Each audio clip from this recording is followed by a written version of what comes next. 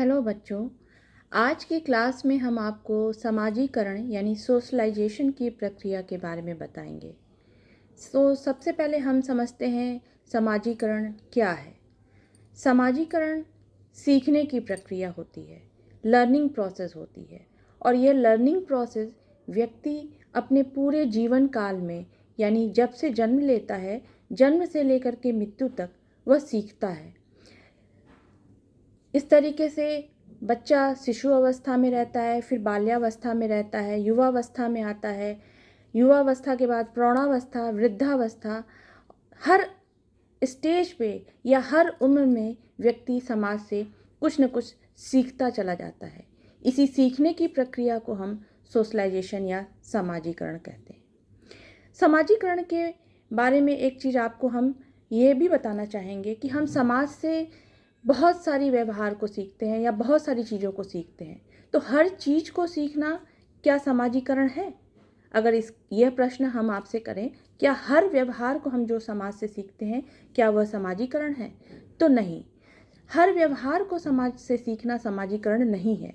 जो व्यवहार समाज द्वारा अपेक्षित हैं या जो व्यवहार समाज द्वारा स्वीकृत हैं, समाज के प्रतिमान जो कि समाज जिसको लेजिटिमेट कर रहा है, वैध करार कर रहा है, उसी प्रकार के व्यवहार को हम जब समाज से सीखते हैं वह समाजीकरण है। उदाहरण के लिए, यदि एक बच्चा समाज में रह करके चोरी करना सीखता है या कोई एक विद्यार्थी कक्षा से अपनी कक्षाओं को न लेकर के कक्षा से भाग जाना सीखता है, तो क्या वह समाजीकरण है? नहीं, वह समाजीकरण नहीं है, क्योंकि वह ऐसा व्यवहार है जो कि समाज के द्वारा स्वीकृत नहीं है। समाज के द्वारा स्वीकृत व्यवहार जो कि हमें समाज में रहने योग्य बनाता है या हमारे व्यक्तित्व का विकास करता है, वही समाजीकरण है या वही सीखने की प्रक्रिया समाजीकरण है। समाजीकरण के बारे में एक चीज़ मैं और बताना चाहूँगी, यह समय और स्थान के सापेक्ष होता है। इसका मतलब ये हुआ कि दो भिन्न भिन्न समयों में समाजीकरण की प्रक्रिया अलग हो सकती है। उदाहरण के लिए, कुछ वर्षों पहले हमारे समाज में, हम भारतीय समाज में देखते हैं कि स्त्रियों में घूंघट प्रथा का बहुत प्रचलन था, लेकिन आज के समाज में अगर हम देखें तो यही घूंघट की प्रथा का प्रचलन बहुत कम हो गया है। तो इस तरीके से यह समय सापेक्ष होती है। किसी एक समय में समाजीकरण की प्रक्रिया कुछ होगी और दूसरे समय में समाजीकरण की प्रक्रिया कुछ भी होगी। उसी प्रकार से यह स्थान सापेक्ष भी होता है। जैसे उदाहरण के लिए, किसी एक स्थान में अगर कोई एक समाजीकरण की प्रक्रिया जिसको समाज जिसकी प्रशंसा कर रहा है, हो सकता है दूसरे समाज में उसी समाजीकरण की प्रक्रिया की निंदा हो। तो कहने का मतलब यह है कि स्थान सापेक्ष भी होता है। उदाहरण के लिए, भारत में कोई एक व्यवहार हमारे समाज में उसकी प्रशंसा की जा सकती है, हो सकता है वो पश्चिमी समाज में उसकी निंदा की जा सके। उसी प्रकार से पश्चिमी समाज में किसी एक समाजीकरण की प्रक्रिया को हम उसकी प्रशंसा करें, लेकिन हमारे समाज में अगर हम उसे सिखाते हैं तो उसकी निंदा की जा सकती है। तो इस प्रकार से समाजीकरण की प्रक्रिया समय और स्थान दोनों सापेक्ष होती है। अगला चीज आता है कि समाजीकरण में हम समाज के किन चीज़ों को सीखते हैं। समाज के हम मूल्यों को, समाज के प्रतिमानों को या समाज के द्वारा स्वीकृत व्यवहारों को हम सीखते हैं, जिससे हम समाज का एक क्रियाशील सदस्य बनते हैं, समाज में अपने आप को सरवाइव करने लायक बनाते हैं, हमारे पर्सनालिटी का विकास होता है और हमें समाज तभी स्वीकृत करता है। अगर हम समाज के द्वारा स्वीकृत व्यवहार को फॉलो नहीं करेंगे तो क्या होगा? तो आप ये सोचिए कि क्या होगा? ये होगा कि हमें समाज स्वीकृत नहीं करेगा। अगर हम समाज के जो भी मान्य व्यवहार है या जो भी चीज़ें जो समाज जिसको चाहता है कि या समाज जिससे समाज के लोगों से अपेक्षा की जाती है, अगर हम उसके विपरीत व्यवहार करेंगे तो क्या होगा? समाज बिल्कुल हमें नकार देगा और हम समाज में सरवाइव नहीं कर सकते हैं। इस तरीके से समाजीकरण की प्रक्रिया के द्वारा क्या होता है? व्यक्ति के आत्म का विकास होता है, स्व का विकास होता है। आत्म का विकास या स्व का विकास ये क्या होता है? जिसके द्वारा हम समाज हमसे जिस प्रकार की अपेक्षा करता है, जिस प्रकार के व्यवहार की अपेक्षा करता है, जब हम उसी प्रकार का व्यवहार करने लगते हैं तो उसे हम कहते हैं स्व का विकास होना, आत्म का विकास होना, या डेवलपमेंट ऑफ सेल्फ, या सेल्फ का विकास होना कहते हैं। तो इस प्रकार से समाजीकरण की प्रक्रिया के द्वारा हमारे स्व का विकास होता है। हम समाज की संस्कृति को, हम समाज के संस्कारों को, हम समाज के जो भी स्वीकृत मान्य प्रतिमान हैं उनको हम सीखते हैं, न केवल सीखते हैं बल्कि उसे अपने व्यवहार में प्रदर्शित करते हैं, और न केवल अपने व्यवहार में प्रदर्शित करते हैं बल्कि हम समाज, अपनी आगे आने वाली पीढ़ी को भी उसको हस्तांतरित करते हैं। इस तरीके से समाजीकरण की प्रक्रिया के द्वारा हमारी संस्कृति की निरंतरता, हमारे समाज की निरंतरता बने रहती है, और हमारे व्यक्तित्व का तो विकास होता ही है, हमारे समाज के भी व्यक्तित्व का विकास इसी समाजीकरण की प्रक्रिया के द्वारा होता है। अब बच्चों, ये तो हो गया समाजीकरण क्या है, या व्हाट इज़ द सोशलाइजेशन। इसको हमने सरल शब्दों में अगर हम बताना चाहेंगे तो सोशलाइजेशन एक सीखने की प्रक्रिया है जो कि आजन्म चलती है, यानी पूरे लाइफ लॉन्ग चलती है, जो कि व्यक्ति के जन्म से शुरू होती है और मृत्यु तक चलती रहती है। यानी कि किसी एक पर्टिकुलर अवस्था में सीखने की प्रक्रिया को हम समाजीकरण नहीं कहते, बल्कि पूरे लाइफ लॉन्ग जो हम सीखते हैं उस सीखने की प्रक्रिया को हम समाजीकरण कहते हैं।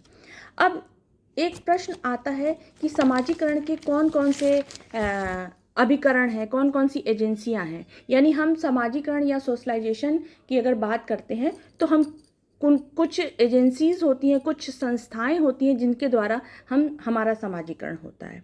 तो चार्ल्स कूले का नाम अगर हम लें तो चार्ल्स कूले ने बताया कि समाजीकरण की मुख्य रूप से 3 संस्थाएं होती हैं।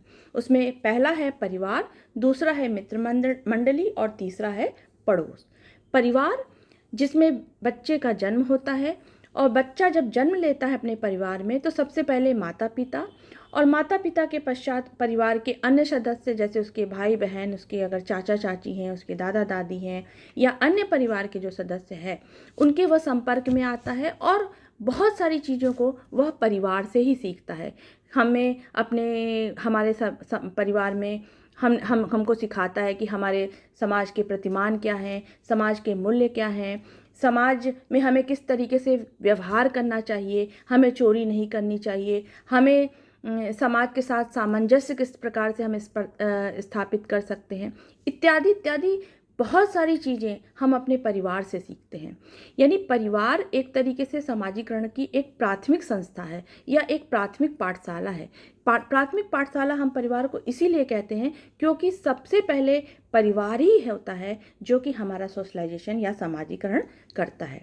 समाज के जो रीति रिवाज है, समाज की जो प्रथाएं हैं, समाज की जो परंपराएं हैं, इन सब चीज़ों को हम अपने परिवार के द्वारा ही सीखते हैं। परिवार हमें समाज के लोगों के साथ सामंजस्य स्थापित करना, प्रतिस्पर्धा, उसी तरीके से कर्तव्य निष्ठा, बलिदान इत्यादि तमाम चीज़ों को हम किससे सीखते हैं? परिवार से सीखते हैं। परिवार के बाद जब बच्चा घर से बाहर निकलता है तो उसके मित्र मंडली बनती है, यानी कि खेलने वाले एक समूह बनते हैं। खेलने वाले इन साथियों के समूह से भी बच्चा बहुत कुछ सीखता है। वह अनुशासन में रहना सीखता है, वह नियंत्रण में रहना सीखता है, वह प्रतिस्पर्धा को सीखता है इन्हीं खेल के साथियों के साथ। वह लोगों को नियंत्रित करना, लोगों को अनुशासन में रहना, ये भी किस तरीके से हम लोगों को सिखा सकते हैं अनुशासन में रहना, किस नियंत्रण में रहना, ये भी वह अपने मित्र मंडली या खेल के समूह, प्ले ग्रुप से सीखता है। तो इस तरीके से परिवार के साथ बाद क्रीड़ा समूह दूसरी एजेंसी है जो कि व्यक्ति के समाजीकरण में योगदान देता है। तीसरी जो संस्था है वह है पड़ोस, या जिसे हम कहते हैं नेबर्स, जो कि हमारे आस पड़ोस में जिनके घर होते हैं उनसे हम इंटरेक्ट करते हैं, अंतःक्रिया करते हैं, और प्रत्यक्ष या अप्रत्यक्ष रूप से जो पड़ोसी जो होते हैं वो भी हमें बहुत कुछ सिखाते हैं। तो इस प्रकार से पड़ोसियों के साथ भी हम बहुत सारी चीज़ों को शेयर करते हैं।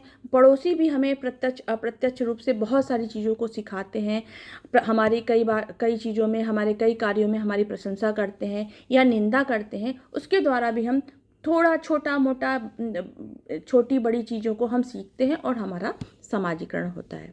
अब यहाँ पड़ोस के संदर्भ में एक चीज़ और कहना चाहूँगी कि शहरों में चूँकि इतनी बिजी लाइफ लोगों की हो गई है, तो पड़ोसियों के साथ हमारा इंटरेक्शन बहुत कम होता जा रहा है। लेकिन गांव में अभी भी पड़ोसियों का बहुत अधिक महत्व है और बच्चे के समाजीकरण में इनका बहुत अधिक योगदान है। तो ये तो प्राथमिक समूह है। ये 3 जो है परिवार, पड़ोस और मित्र मंडली, ये 3 प्राथमिक समूह हैं जो कि हमारे समाजीकरण में बहुत अधिक योगदान देते हैं। उसके अलावा बहुत सारे द्वितीयक समूह जैसे आर्थिक संघ, धार्मिक समूह, राजनैतिक समूह, शिक्षण संस्थाएं, ये सारी द्वितीयक समूह भी हैं जो कि हमारे समाजीकरण में योगदान देते हैं। तो आज की क्लास में हमने आपको बताया समाजीकरण क्या है और समाजीकरण के प्रमुख कौन कौन सी एजेंसियां हैं जो कि हमारे समाजीकरण में योगदान देते हैं। अगले क्लास में हम आपको समाजीकरण से संबंधित प्रमुख सिद्धांत के बारे में बात करेंगे। Thank you.